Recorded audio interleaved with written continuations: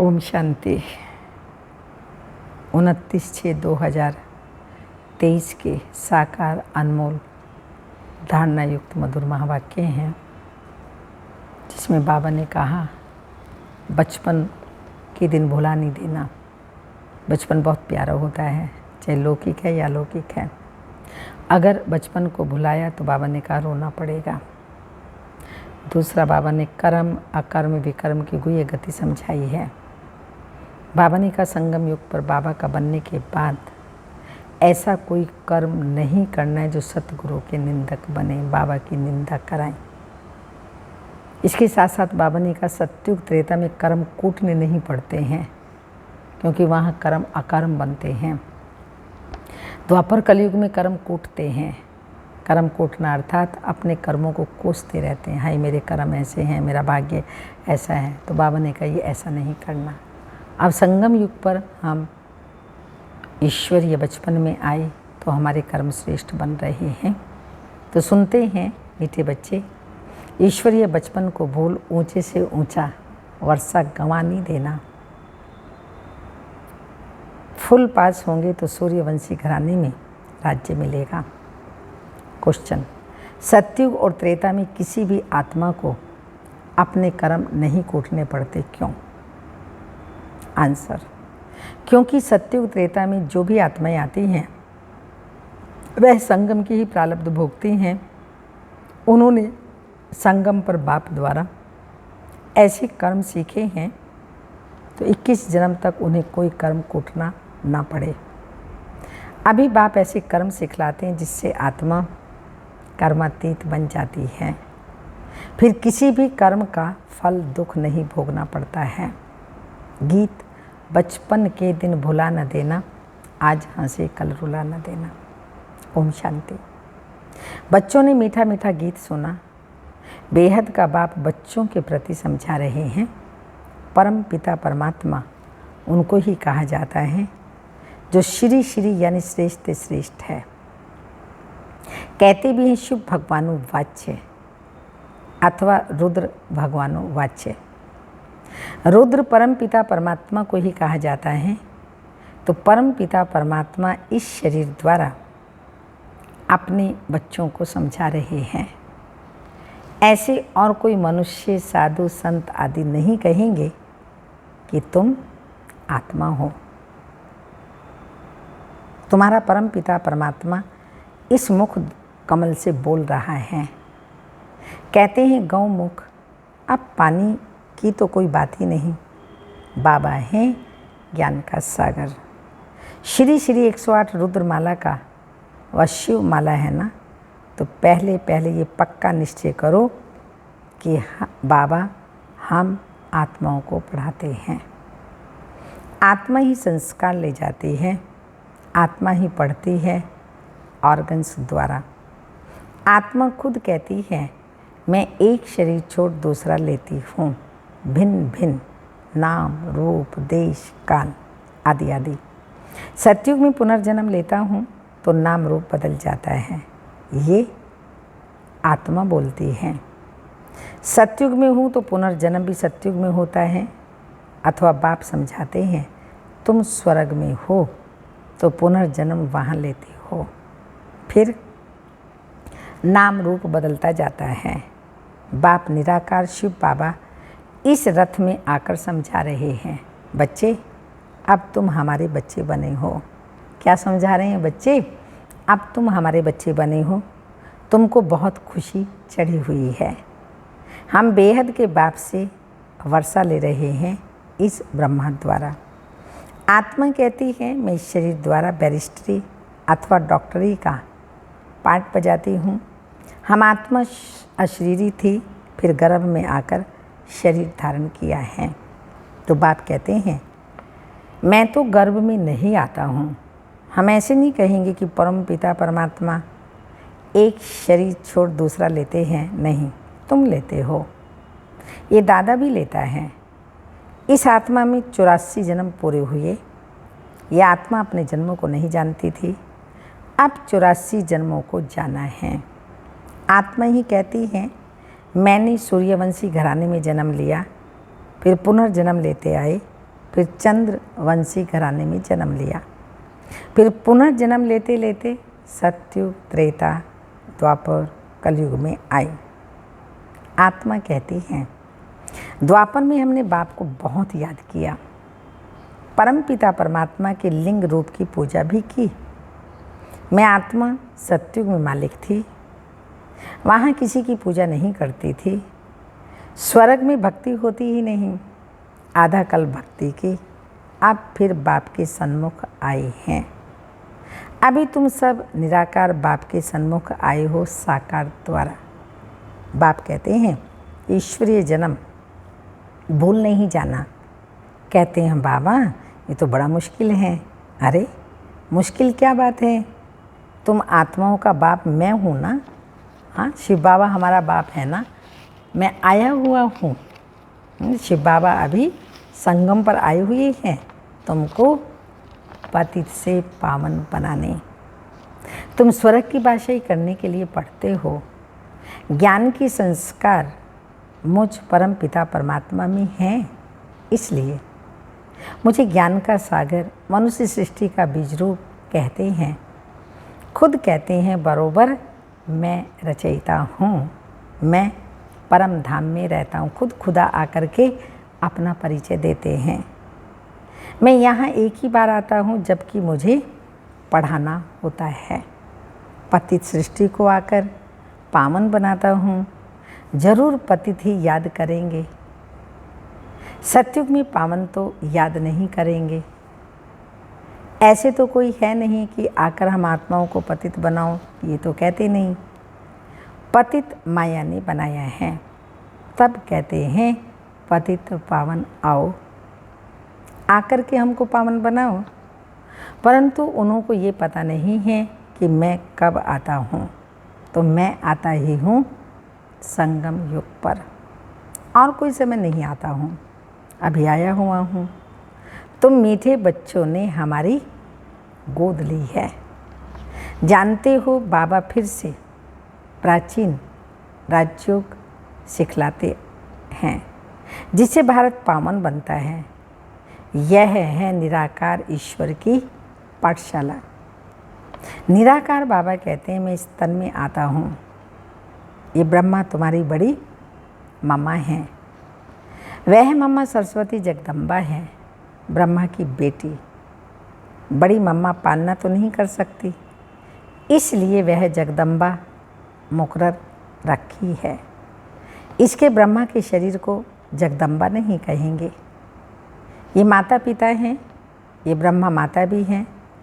वर्षा माता से नहीं मिल सकता, वर्षा तो बाप से ही मिलेगा। इस ब्रह्मा माता के तुम मुखवंशावली हो। तो बाप कहते हैं बच्चे मेरा बनकर तुम स्वर्ग की बादशाही लेने के लिए पुरुषार्थ करते करते फिर कहाँ माया की युद्ध में हार नहीं जाना, भाग नहीं जाना। ईश्वरीय बचपन भुलाना नहीं, अगर भुलाया तो रोना पड़ेगा।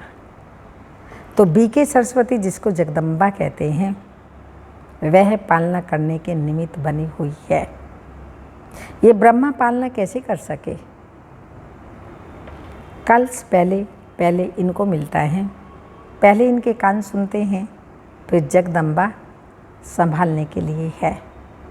अब बाप कहते हैं मैं संगम पर आया हुआ हूँ तुमको वापस ले जाने। जैसे धर्माऊ मास जिसको पुरुषोत्तम मास कहते हैं ना, वैसे यह भी पुरुषोत्तम युग है जहाँ उत्तम ते उत्तम पुरुष बनना होता है। पुरुषोत्तम माना उत्तम ते उत्तम पुरुष कौन है? ये लक्ष्मी नारायण। यह नर नारी ऊंच ते ऊंच कैसे और किस द्वारा बने? बाप कहते हैं मेरे द्वारा। मेरा नाम ही है श्री, श्री श्रेष्ठ ते श्रेष्ठ। ऐसे ही श्री नारायण जैसा मनुष्य मैं बनाता हूँ, पतितों को पावन बनाता हूँ, जिससे फिर ऐसे लक्ष्मी नारायण पुरुषोत्तम नहीं बनते हैं। तो बाप कहते हैं पुरुषोत्तम बनने के लिए बच्चे देही सहित देह के जो भी संबंध हैं उनको भूलते जाओ। मुझे एक बाप के साथ योग लगाओ। तुम कहते हो हम बाप के बच्चे बने हैं। बाप के स्थापन किए हुए स्वर्ग के हम मालिक बनते हैं। बाप कहते हैं मामेकम याद करो। यह है आत्मा की अथवा बुद्धि की यात्रा। धारणा सब आत्मा को ही करनी है, शरीर तो जड़ है। आत्मा की प्रवेशता से यह चैतन्य बनता है। तो बाप समझाते हैं लाले बच्चे, ये याद की मंजिल बड़ी लंबी है। तीर्थों पर तो मनुष्य चक्र लगा करके लौट आते हैं। तीर्थों पर तो कभी विकार में नहीं जाते, क्रोध लोभ आदि हो जाए परंतु पवित्र जरूर रहेंगे। फिर घर में लौट आते हैं तो अपवित्र बन पड़ते हैं। इस समय सबकी आत्मा भी झूठी तो शरीर भी झूठे हैं। लक्ष्मी नारायण की राजधानी से लेकर जो भी आत्माएं आती हैं इस समय सब पतित हैं। सतयुग में बेहद का सुख शांति पवित्रता रहती है। कलयुग में तीनों नहीं है, न सुख है न शांति है न पवित्रता। घर घर में दुख अशांति है। कोई कोई घर में तो इतनी अशांति होती है जैसे नरक है। आपस में बहुत लड़ते झगड़ते रहते हैं। तो बाप कहते हैं बचपन के दिन भुला न देना। अगर भूले तो ऊंच ते ऊंच वर्षा गंवा देंगे। भुला दिया, फारकती दे दी तो अधम गति को पाएंगे। अगर श्रीमत पर चलेंगे तो श्रेष्ठ श्री लक्ष्मी नारायण बनेंगे। फिर त्रेता में 2 कला कम हो गई, इसलिए उनको क्षत्रिय की निशानी दे दी है। ऐसे नहीं कहाँ कोई राम रावण की लड़ाई लगी। हाँ, सतयुग में कोई राम और रावण की लड़ाई लगी। जो माया पर जीत पहनते हैं वो देवता वर्ण में जाते हैं। पूरे मार्क्स हैं 100। सूर्यवंशी नंबर 1 जो गद्दी पर बैठेंगे। थोड़े कम मार्क्स वाले होंगे तो सेकंड नंबर।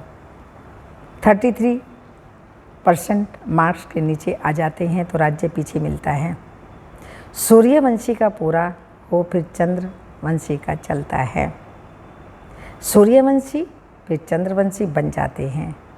सूर्यवंशी राजधानी पास्ट हो गई। ड्रामा को भी समझना है। सतयुग के बाद त्रेता सतो प्रधान से सतो रजो तमो में आते हैं। खाद पड़ती जाती हैं, पहले गोल्डन फिर सिल्वर कॉपर आयरन। अब तुम्हारी आत्मा में खाद पड़ी हुई है। आत्मा की ज्योति उजाई हुई है। पत्थर बुद्धि बन पड़े हैं। बाप फिर पारस बुद्धि बनाते हैं। कहते हैं हे आत्माएं, चलते फिरते कोई भी कार्य करते बाप को याद करो। 8 घंटा तो पांडव गवर्नमेंट की मदद करो। अभी तुम आसुरी कुल से ईश्वरीय कुल में आए हो। फिर अगर आसुरी कुल में गए अथवा उनको याद किया तो विकर्म विनाश नहीं होंगे।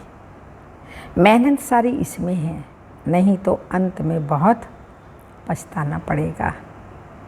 पापों का बोझा रह जाता है तो फिर तुम्हारे लिए ट्रिब्यूनल बैठती हैं, साक्षात्कार कराते हैं। तुमने फलाने जन्म में यह किया, सब साक्षात्कार बाबा कराएगा, कहाँ कैसे और किस जन्म में किया। काशी कलवट में भी साक्षात्कार करके सजा देते हैं। यहाँ भी साक्षात्कार कराए धर्मराज कहेंगे देखो बाप तुमको इस ब्रह्मा तन से पढ़ाता था, तुमको इतना सिखाया, फिर भी तुमने यह पाप किए। ना सिर्फ इस जन्म में परंतु जन्म जन्मांतर के पापों का साक्षात्कार कराएंगे। टाइम बहुत लगता है, जैसे कि बहुत जन्म सजा खा रहा हूँ, फिर बहुत पछताएंगे रोएंगे, परंतु हो क्या सकेगा। उस टाइम में पुरुषार्थ नहीं कर सकेंगे, रोएंगे पछताएंगे, परंतु हो क्या सकेगा। इसलिए पहले से बता देता हूँ, नाम बदनाम किया तो बहुत सज़ा खानी पड़ेगी। इसलिए बच्चे मुझ अपने सतगुरु के निंदक मत बनना, नहीं तो सजाएं भी खाएंगे और पद भी कम हो जाएगा। तुम्हारा सत्य बाबा, सत्य टीचर, सत्य गुरु एक ही है। अब बाप कहते हैं ये ब्रह्मा बच्चा हमको बहुत याद करता है, तो फॉलो करना चाहिए ना ब्रह्मा बाबा को। ज्ञान भी धारण करते हैं यह, और मम्मा नंबर 1 पास हो, फिर लक्ष्मी नारायण बनते हैं। इनकी डिनाइस्टी बनती है। जब सब पुरुषार्थ करते हैं तो हम भी मम्मा बाबा मिसल मेहनत कर इनके तख्त के मालिक बने, माता पिता को फॉलो करें और भविष्य तख्त नशीन बने। ये रचयिता और रचना की नॉलेज और कोई जान नहीं सकते। वह तो बेअंत कह देते हैं हम नहीं जानते। नास्तिक हैं। ना जानने के कारण ही भारतवासी अथवा सब बच्चे दुखी हुए हैं, लड़ते झगड़ते रहते हैं पानी के लिए, ज़मीन के लिए, आदि आदि। कहा जाता है ये पास्ट जन्मों के कर्मों का फल है। अभी बाप से तुम ऐसे कर्म सीखते हो जो 21 जन्म कभी कर्म कोटना नहीं पड़ेगा। एकदम कर्मातीत अवस्था में पहुंचा देते हैं। भगवानुवाच्य, हे बच्चे, मुझ बाप के अथवा मुझ साजन के बनकर फिर कभी भी फारकती मत देना। फारकती देने का कभी संकल्प भी नहीं आना चाहिए। वहाँ कभी स्त्री पति को डाइवोर्स देने का संकल्प भी नहीं करेगी। बच्चा कभी बाप को फारकती नहीं देगा। आजकल तो बहुत देते हैं।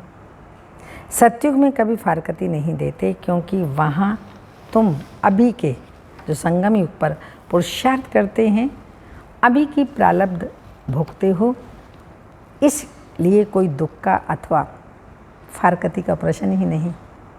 ये याद की यात्रा है। परम पिता परमात्मा के पास जाने की रूहानी यात्रा। निराकार बाप निराकार आत्माओं से बात करता है इस मुख द्वारा। तो यह गौ मुख हुआ ना, बड़ी माँ। तुम हो मुखवंशावली, उनसे ज्ञान रतन निकलते हैं। बाकी गौ के मुख से जल कैसे निकलेगा। बाबा इस मुख द्वारा अविनाशी ज्ञान रतन देते हैं। एक एक रतन लाखों रुपयों का है। जितना तुम धारण करेंगे, मुख्य है ही मन मना भाव। यह एक रतन ही मुख्य है। बेहद का बाप कहते हैं मुझे याद करने से मैं बेहद सुख का वर्षा देने में बांधा हुआ हूँ। कंपलसरी है, बाबा बेहद का वर्षा देगा। बाबा कहते मैं बांधा हुआ हूँ। जब तक शरीर है मुझे याद करते रहो तो तुमको स्वर्ग की बादशाही देंगे, क्योंकि तुम आज्ञाकारी वफादार बनते हो। जितना जो याद में रहते हैं उतना दुनिया को पवित्र बनाते हैं। याद से ही विकर्म विनाश होते हैं। बच्चों को माया घड़ी घड़ी भुला देती है, इसलिए खबरदार करते हैं कभी बाप को भुला नहीं देना। मैं तुमको लेने आया हूँ। सतयुग से फिर नाटक रिपीट होगा। मैं सतयुग का मालिक नहीं बनूंगा। तुमको स्वर्ग की राजाई देता हूँ। मैं फिर आधा कल्प वानप्रस्थ में बैठ जाऊंगा। फिर आधा कल्प मुझे कोई याद ही नहीं करते। दुख में सभी याद करते हैं, सुख में करे ना कोई, आदि आदि। अच्छा, मीठे मीठे सिक्की लदे बच्चों प्रति माता पिता बाप दादा का याद प्यार। Good morning, diamond morning. रूहानी बाप की रूहानी बच्चों को नमस्ते। हम रूहानी बच्चों की रूहानी माता पिता बाप दादा को याद प्यार। गुड मॉर्निंग, डायमंड मॉर्निंग, ओम नमस्ते। धारणा के लिए मुख्य सारे 8 घंटा पांडव गवर्नमेंट की मदद ज़रूर करनी है। 8 घंटा पांडव गवर्नमेंट की मदद ज़रूर करनी है।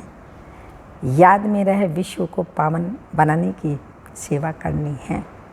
सेकंड पॉइंट, कभी कोई उल्टा कर्म करके सत गुरु की निंदा नहीं करानी है। मामा बाबा जैसा पुरुषार्थ कर सूर्यवंशी राजाई लेनी है।